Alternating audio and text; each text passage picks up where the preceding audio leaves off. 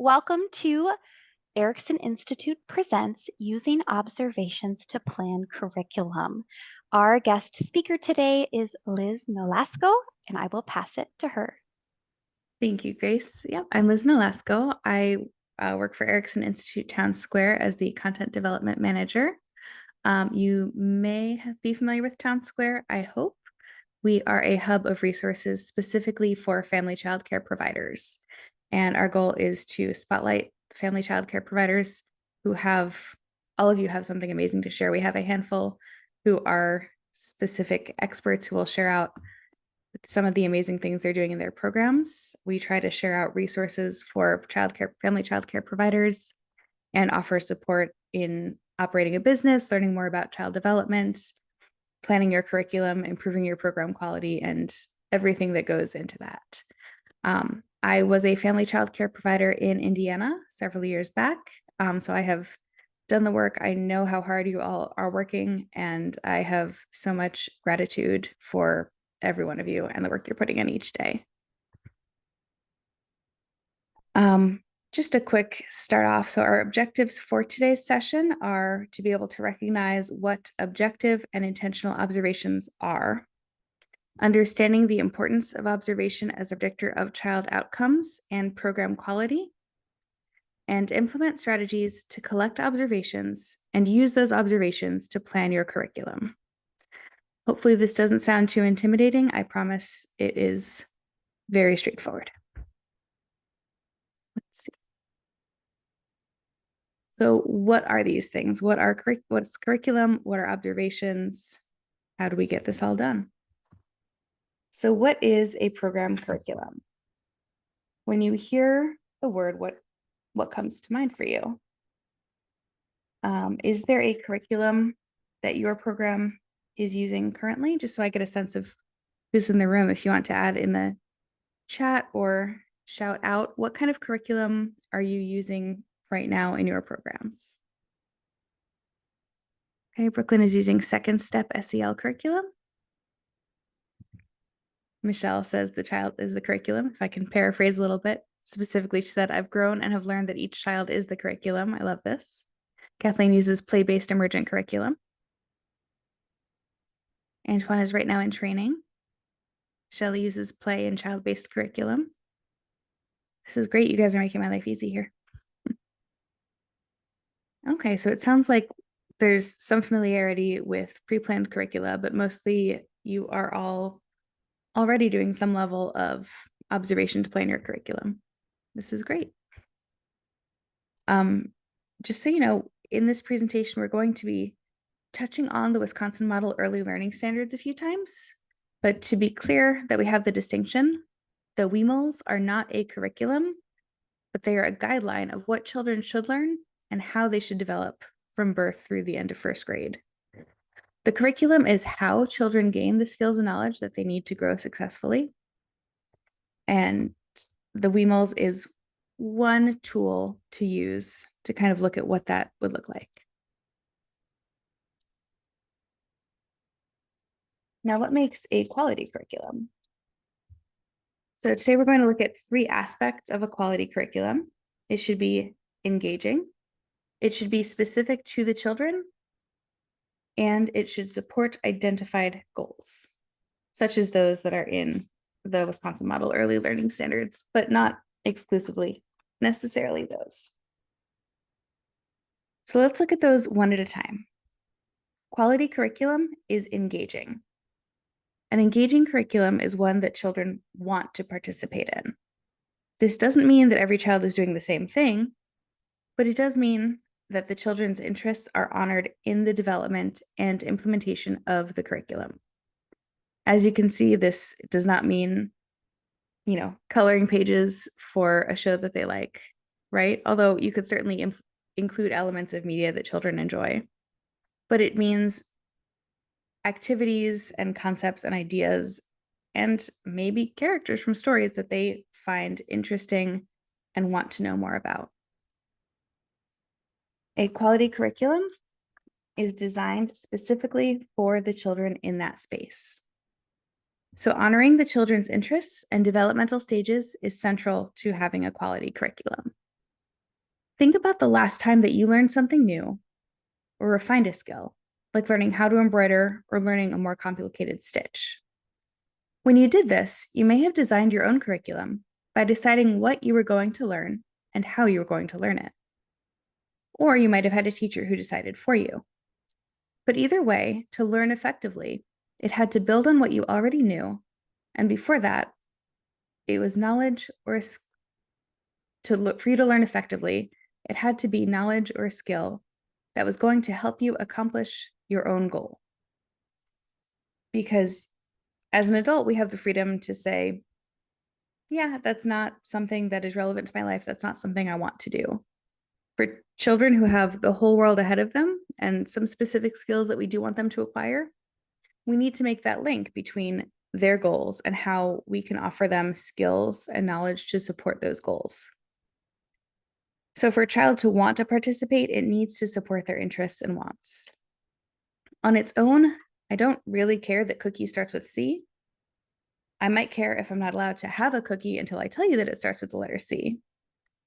But realizing that the words we hear can be placed on a page using letters to communicate, that's where it gets interesting. I can read a book about cookies and I can write cookie or draw a picture of a cookie to let you know that I would like a cookie, please. A curriculum that builds those academic skills in support of children's individual intellectual pursuits and interests will have a much greater impact. And quality curriculum has identified developmentally appropriate goals. It's relevant to the individual's development and context, as well as child development as a science. As family child care educators, you're going to be working with a very wide developmental range, perhaps from infants all the way up to middle schoolers, especially as we get ready here for summer break. But even if you were in a traditional preschool classroom with all of the children born within about a year of each other, there are still going to be a huge range of abilities in that classroom, whether that means working with children who have exceptional needs or identified disabilities, or just that typical huge range of development that we do see in the early years. This is why understanding the sequence of child development is important when you're creating and developing your curriculum. Children need to master one stage and have time to work it within that stage before being pushed to the next one.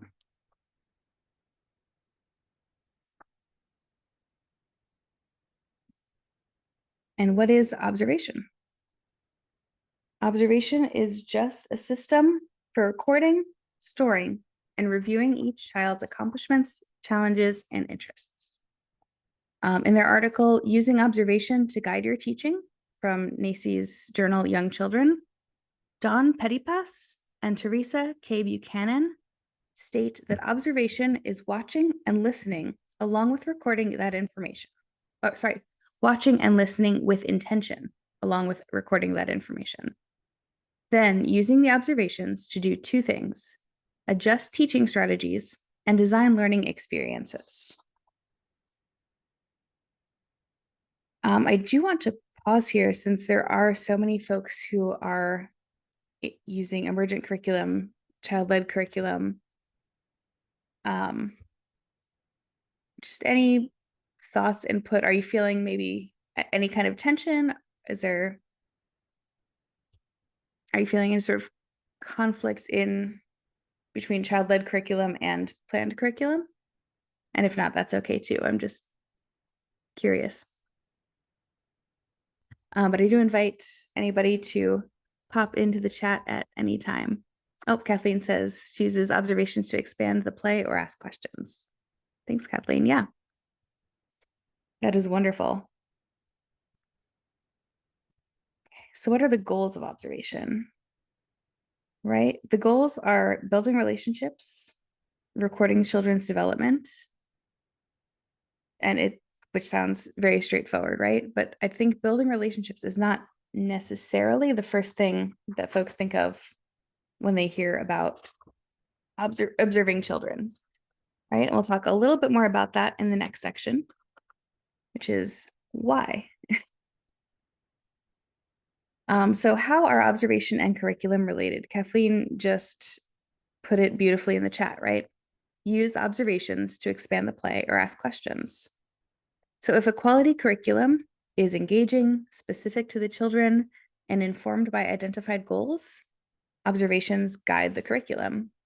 So knowing a child's developmental progress allows educators to plan curriculum that supports their development and responds to their interests and wonderings. We'll come back to the curriculum cycle a little bit later.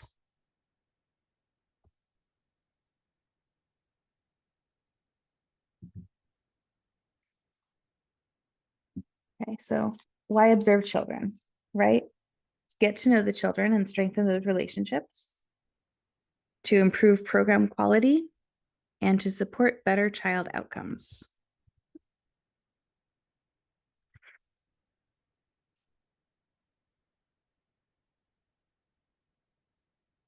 So observation supports relationships. When you observe children, you get to know them better. What they like, what they don't like, what they're good at and interested in, or what they're learning to do, and what they need help doing.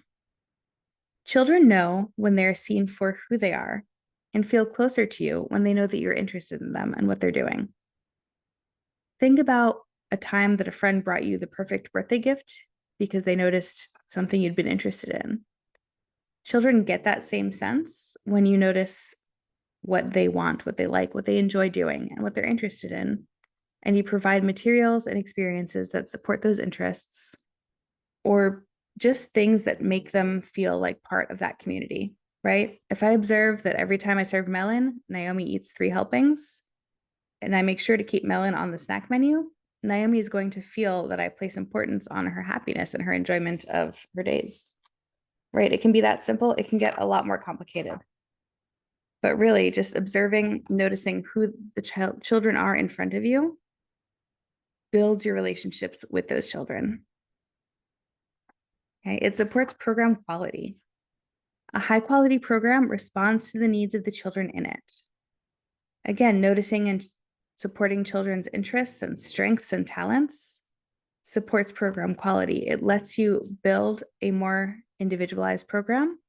It lets you create opportunities for those children to experience success and progress and mastery. When your program responds to the children in your setting, rather than a generalized, well, this is what all preschoolers should be working towards, every child is going to learn more because they have more at stake.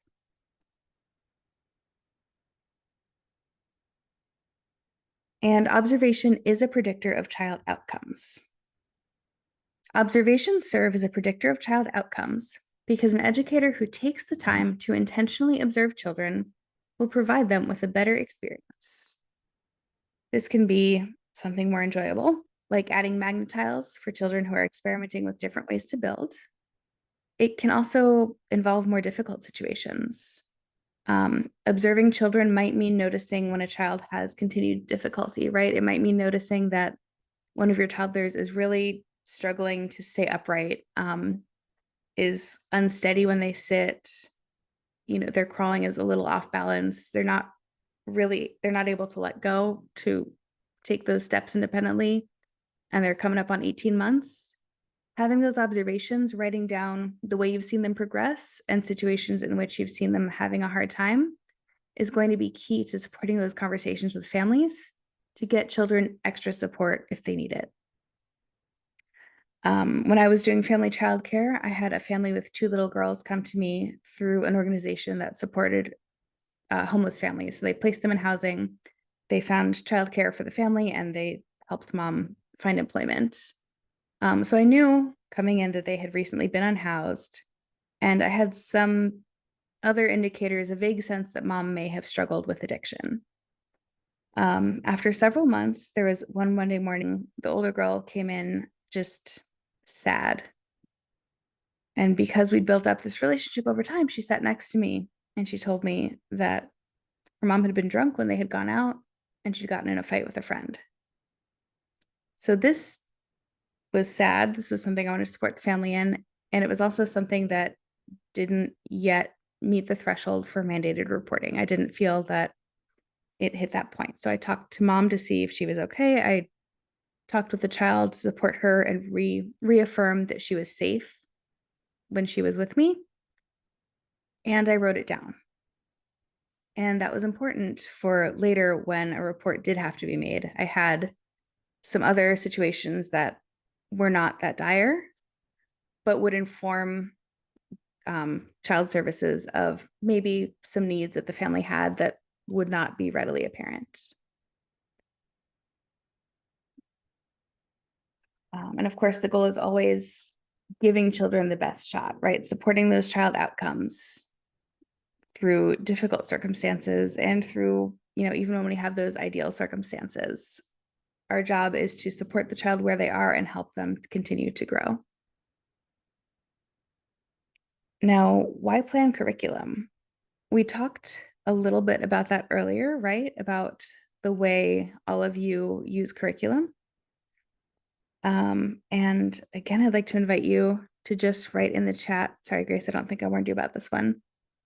Why you believe a planned curriculum is important, or if you don't believe that a planned curriculum is important. I'd like to hear just your thoughts in general on planning curriculum.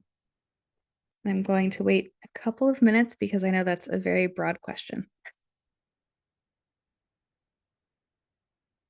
Brittany says it provides structure and daily routine. Lexi says a planned curriculum is important so the kids know what to expect, and also adults. Kathleen says it helps to make sure you are developing the whole child. Michelle says it's goals to strive for. Chastity says development and goals. Kathy says it provides learning and structure. Brooklyn says they work with older kiddos. So having a planned curriculum sets the expectations of what we as a program require. Structure and routine makes a huge impact on not only staff, but students as well. Maureen says it provides structure. Antoine says to make sure they grasp the learning technology. Maureen says pre-planned curriculum gives a roadmap for parents to see what the classroom looks like, or to see what a classroom looks like. Shelley says curriculum helps to add learning structure into each day, regardless of what the children are into. So I heard a lot of structure, right? Adding in, I'm going to give a related word that I think reflects my philosophy here a little bit, and it might or may not resonate with you. But I think alongside that structure, I think that intentionality is what I'm hearing a lot of. Yes, Dee Burnside says to help with goals and milestones of the children. Exactly. So you all are understanding, right, that planning curriculum doesn't mean mandating exactly what the children are doing, but it does offer structure. It offers a plan. It offers intention for the educator to create that high quality learning environment for the children. If you're sitting here and still on the fence, right, about the value of pre-planning curriculum as opposed to responding in the moment to the children's needs, one thing that brought that adjustment for me, and so I didn't say it in the beginning and I should have. I've definitely gone on an educator's journey myself, right? Swinging on my own pendulum from a more highly structured to, or not even structured, more rigid program to fully play-based emergent curriculum. And then finding that spot of learning my role as an educator, right? And because those children are having those experiences, even when you don't think you're planning curriculum, you're doing that by choosing what is in the environment, how you're going to respond. Your responses become part of the curriculum. All of your materials become part of the curriculum. It all works together to serve the children's development. Carlene says a loosely planned curriculum helps with planning and budgeting for the week to tie in food and projects. Right. It all comes together, right? When you're family childcare, your budget is certainly a piece of the planning that you have to do in a way that is less obvious in a center-based program. So yeah, can child-led curriculum be planned? It's exactly what a lot of you have said. It's supporting those learners in what they have demonstrated interest in and readiness to do.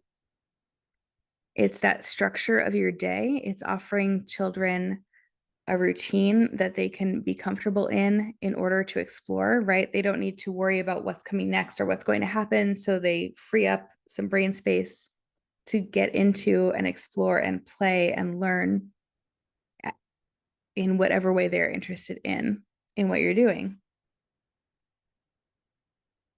Now, observations are, as a lot of people have already alluded to, the best way to plan a child-led emergent curriculum. So let's look at how to go about that. And here is how to observe children. So getting started, if you haven't engaged in a formal observation process before, it might seem overwhelming, right? I don't know if you're in your head going, well, I have 8 children. How am I going to record specific observations about every one of them? And also, what's important to observe? What should I be recording? And how does this all work? So getting started might seem overwhelming, but an easy way to start to just get in the habit of observing is asking a question to yourself about each child. You can try, what activities does this child respond positively to? What activities have I never seen this child try?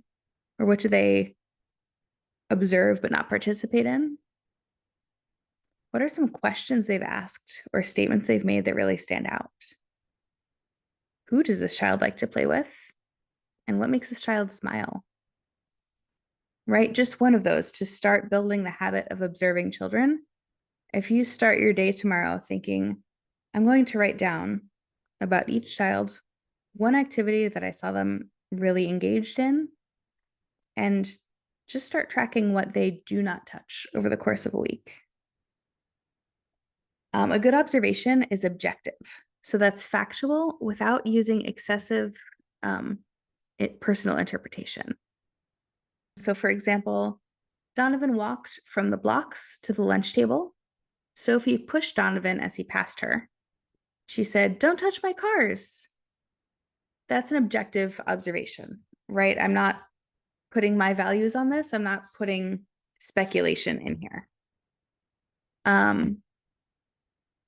A less objective observation might be Sophie was irritated when Donovan walked next to her, and she pushed him instead of using her words, even though I tell her every day to use her words instead. It describes the situation, but it's a lot more subjective and not as clear. When you assume a child's emotional state, right, saying Sophie was irritated, you're probably right. But there's a chance that you're not. There's a chance that there's something going on that you're not seeing. And if you make that leap to assume a child is feeling a certain way, you can be missing a really important piece here.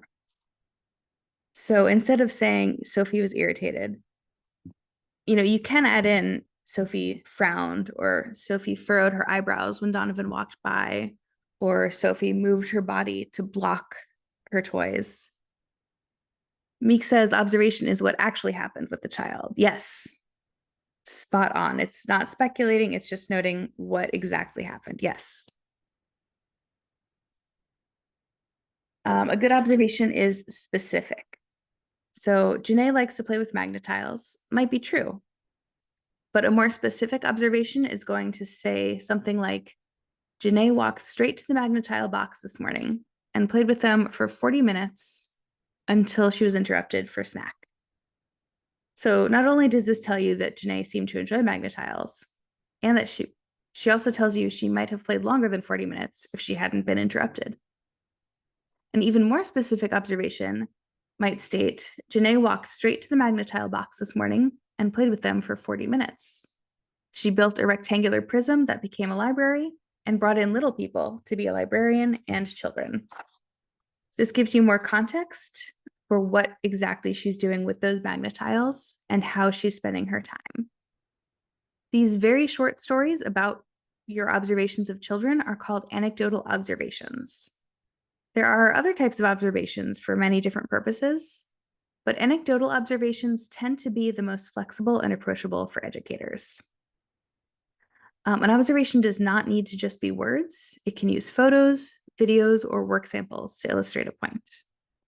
An observation can be just about any length, from a single sentence or photo to an illustrated short story to a whole documentary style film, if that is how you like to do your observations. Some of you might have heard of learning stories, which I believe came out of the New Zealand early childhood settings, where an educator will make a little booklet with a child showing their progress from interest in doing something to successfully accomplishing it. So I've seen some learning stories about children who are, learning how to balance on a bicycle or learning how to use a microscope or what they use a microscope for, right? So when a child has a very specific intention and you as the educator are able to support that and document it, that can be one really beautiful type of observation. It's also very intensive. So anecdotal observations, it's relatively easy to grab 1 or 2 per child per week. A learning story, you're going to be working on that for weeks or possibly months. So again, it just depends on how you're using these observations to support the children.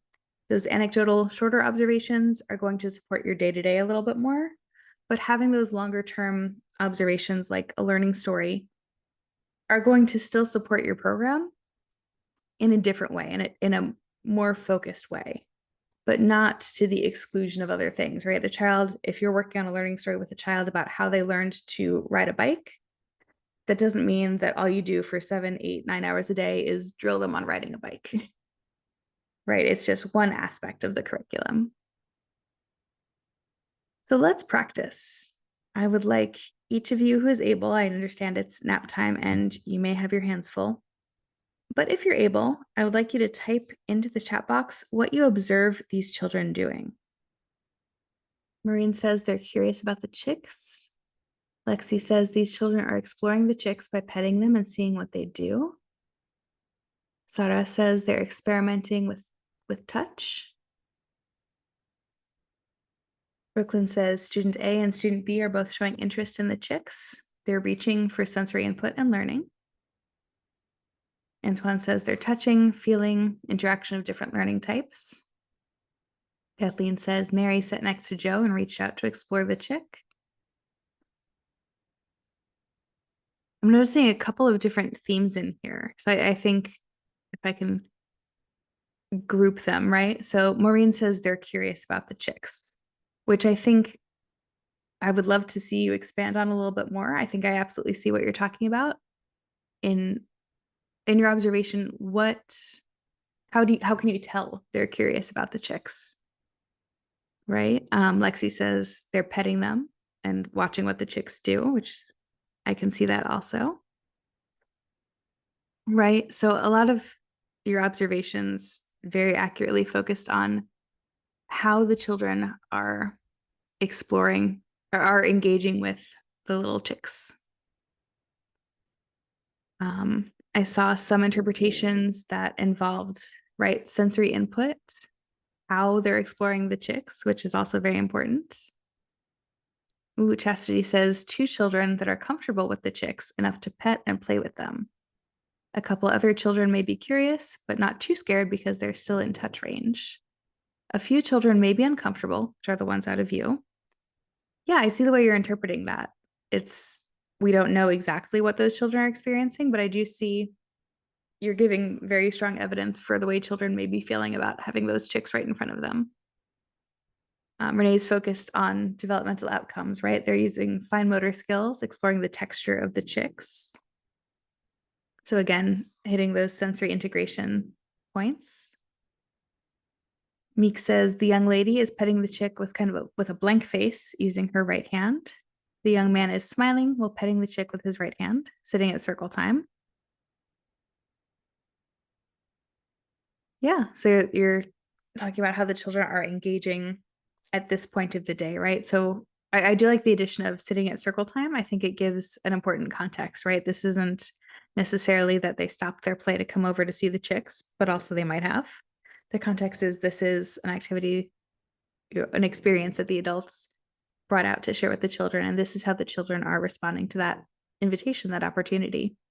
And yeah, I think Meek, the way you noticed and made note of the children's facial expressions here can be important too. I think that is sort of like what Chastity was saying, right? Chastity noticed their affect, the way they were interacting and seemed to be feeling. And I think combined with, oops, sorry about that. Meek's observation of exactly what their faces were doing can create a really powerful image of what the children were learning. And so even just that one, 1, 2, 3 sentences that you all put in the chat right here, those are the perfect start to observations. I recognize fully that even writing that one sentence down can be really difficult during the day. We'll talk a little bit about some methods for recording and storing your observations later, but it doesn't have to be a big formal process to do it, right? You can look at a photo that you took during the day. You can stand and watch children engaging and just jot down that note. And then what you can do with this information is going to vary, right? Are you noticing Chastity, going back to yours, right? There are some children who are curious, but a little apprehensive about engaging, right? They're not ready to touch yet. So do I, as an educator, want to support them in maybe overcoming their fear? Do I want to read more books about chicks? Do I want to keep observing for a few days and see if they become more comfortable just being around them, right? How do I support the children within our curriculum in growing? Thank you all. Okay, now observing for progress and mastery. So this one can take a little bit more, right? This isn't a single observation. This is a set of observations that you're going to be able to look back through to really help assess children. Oh yeah, Mary says there are children, Carmelo, correct me if I'm off here, who've never had the chance to see a chicken before, right? So those apprehensive children might just take a couple of days to get comfortable. Yeah, no, that's exactly right. Making that adjustment from maybe they have been reading about chickens, maybe they've been talking about what happens after they hatch. But now they're peeping and they're fluffy and they're right in front of you and they're kind of unpredictable, right? Because books, they're staying still and over there. So when you're observing for progress and mastery, you want to be sure that you have a way to organize your observations, right? And you want to know what you're observing for. You want to remember those developmental sequences, right? So this is where you can consult the Wisconsin Model Early Learning Standards and look at, okay, Johnny's learning to count. He can rote count. He can say 1, 2, 3, 4, 5, 6, 7, but he can't actually practice one-to-one correspondence. If I give him a handful of rocks, he can't count 1, 2, 3, 4. He can't tell me how many there are, but he knows numbers. He understands that there are numbers in a sequence. So when you can look at those developmental sequences and look at the skills that children are learning, it can guide those observations that you're making to give you language to be able to monitor that progress. For this picture, if this child has been working on using self-regulation strategies, this picture of him closing his eyes and taking a deep breath offers evidence of his progress. So I would accompany this with an anecdotal observation of what led up to him choosing to go into the sun and take a deep breath, right? So if I'm writing down observations about a child's, emotion regulation progress, I'm going to probably have a few observations written about, Eric was running and then he pushed Michaela down because she was in the way and he couldn't turn. And I'm going to have, Eric was eating snack and he wanted more and he yelled and I didn't respond, or he didn't hear me come over. He didn't see me come over to offer more and he threw his plate on the floor, right? I'd have some evidence that he can build up some distress tolerance and emotion regulation skills. And then I'd have these peeks into when he can use those emotion regulation skills and what skills he he enjoys using, what skills he's able to use as time goes on. And keeping those together to demonstrate progress, whether that's for the child in a learning story, whether that's for yourself or for other professionals who might be working with this child, or if that's to share with the family, all of these go together to demonstrate how the child is learning, and they build into your curriculum to demonstrate what what you can plan to support the child learning these skills. That leads us to observing for challenges.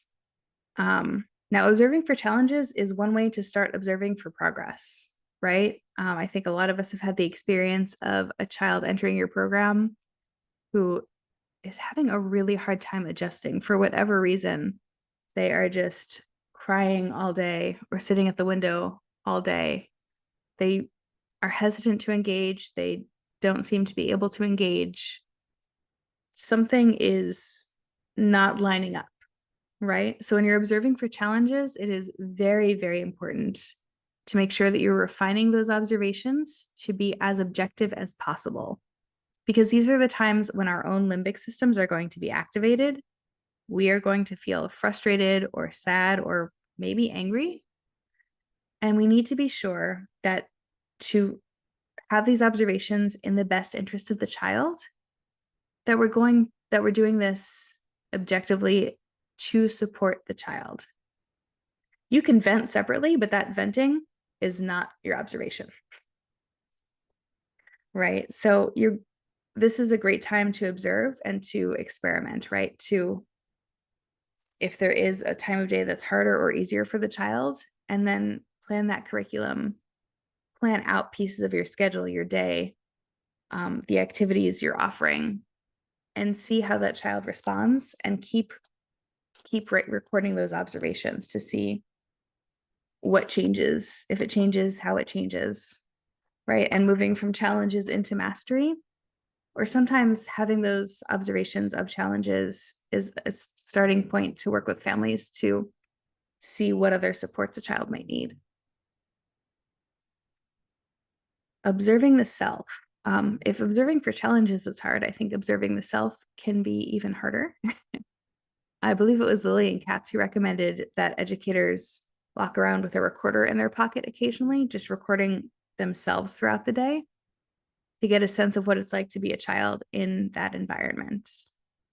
And it can be difficult, right? Listening to one's own voice isn't always fun, but it's helpful. It's good information. And if you're seeing, wow, it seems like this child never wants to listen, having a recording of yourself as you engage with that child is going to give you a better sense of what they are hearing, right? I think starting with the self when you're having challenges with children is one of the best ways to begin, because it's a lot easier to change yourself than it is to change somebody else, especially when you're the adult with the fully developed brain who can make some little adjustments and plan a little bit better than our smaller friends can.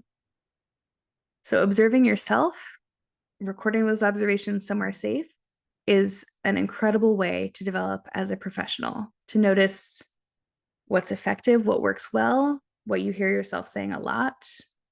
Right? You might think that you've got your Mary Poppins voice on all day, and then you realize after you've listened to a few recordings, oh, actually, I sound really stressed out when I'm getting everybody cleaned up for lunch. I wonder if I need to plan another strategy here. So a big piece of it of observing is for planning curriculum, but another piece of it is for planning for yourself, for your own improvement. And that's a huge piece of a quality program as well. As promised, storing and reviewing observations. This picture is a what not to do. Your observations should be accessible and individualized, right? Ideally, you'd have a system for each child. For a lot of educators, that might be a physical binder with loose leaf paper that you just keep your notes on in order to keep the time flowing, right? To keep a sense of early on when they started and as they're getting ready to age out of your program. Oh, Jen from Satellite says that any participant in Satellite Family Childcare can talk to their consultant if they're interested in using the silver recorder to video record themselves for observation. Oh, that is very cool. Thank you for adding that. I had no idea you guys offered that. That is excellent. So part of using observations is reviewing those observations, right? They're not going to do you or the children any good if they're just sitting in a file box somewhere. So when might you want to review those observations? This might be when you see a child either making great progress or having great difficulty. You might want to see where they came from and where they are now. You certainly want to, if you're having parent conferences and you want to talk to the families about what their children have been interested in and enjoying and really working hard on. And it's a good idea to just review them regularly, even outside of those conferences, right? You want to have a sense of how a child is doing in your program and a sense of where they have been and where they seem like they might be going. So reviewing those observations regularly is going to be a key to planning that curriculum appropriately. Okay, now I'm going to be a little quick on this. So how do you use what you observe to plan your curriculum? So you do need familiarity with two things, right? The children in your group, which is where those observations came in, and either the Wisconsin Early Learning Standards or another similar document. I think the Wisconsin Model Early Learning Standards are an excellent place to start, and broader child development theory can certainly supplement the Wisconsin standards. So understanding the program and performance standards that the WEMLS spells out will make it possible to plan a curriculum that's responsive to each child's stage of development. I also want to briefly touch on ethics, right? Because we talked about storing observations, and there are ethical considerations to keep in mind when using those observations, right? We want to be sure that when we are using those observations, we're using them for the children's benefit and we're keeping them confidential. Your observation files shouldn't be in a place that's accessible to anybody other than you and the folks that work in your program. They shouldn't be discussed with anybody other than the child and the child's family, and they shouldn't be accessible to them in any way. Ethical conduct means protecting children's and families' privacy in, at its baseline. It's being sure to conduct ourselves for the benefit of the children and not using information that we have for gossip or speculation or any other sort of conversation with other people. Antoine says using and picking the right learning technology due to age requirements. Antoine, are you talking about the ways to keep your observations, like technological ones? Like I know I used Seesaw a long time ago. I'm sure there are 100 others by now.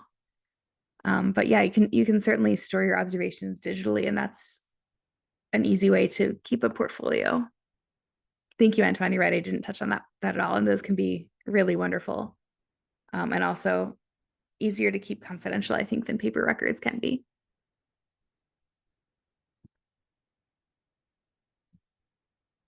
Okay. So the Wisconsin Model Early Learning Standards shows the teaching cycle, which I think is similar to the cycle of inquiry. It's a type of cycle of inquiry. Wisconsin model says that the teaching cycle is assessment. So data collection is that observation. And then you plan, you make your curriculum goals, and then you implement that curriculum, and then you assess. The cycle of inquiry that I use, I think, says the same thing, spells it out a tiny bit more, right? Observe, document your observations, reflect, align your reflection and your observations to your planning and curriculum goals, and then make your plan. But they're just ways of thinking about the relationship between observations and curriculum. Ooh, cutting it a little close for time, but I am going to ask you to practice this one time before we get going. I'm going to pre-prompt you a little bit here. So you are going to see a video. And specifically, we're going to be looking at scientific thinking from the Weimels. We're going to look at the developmental domain of cognition and general knowledge. And CEL4 forms explanations based on trial and error, observations, and explorations. We're going to watch just about 20-30 seconds of this video, and then I'd like you to make your observation, in the chat.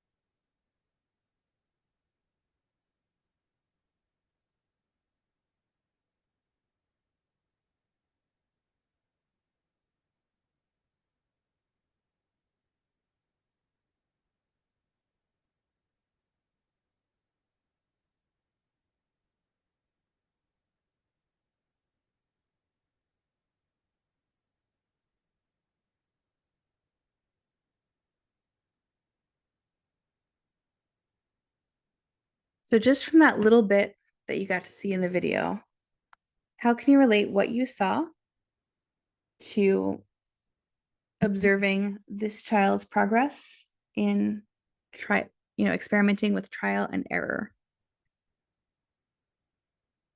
He's persistent. Oh, Lexi says he's moving to get closer to the blocks and then stacks the blocks.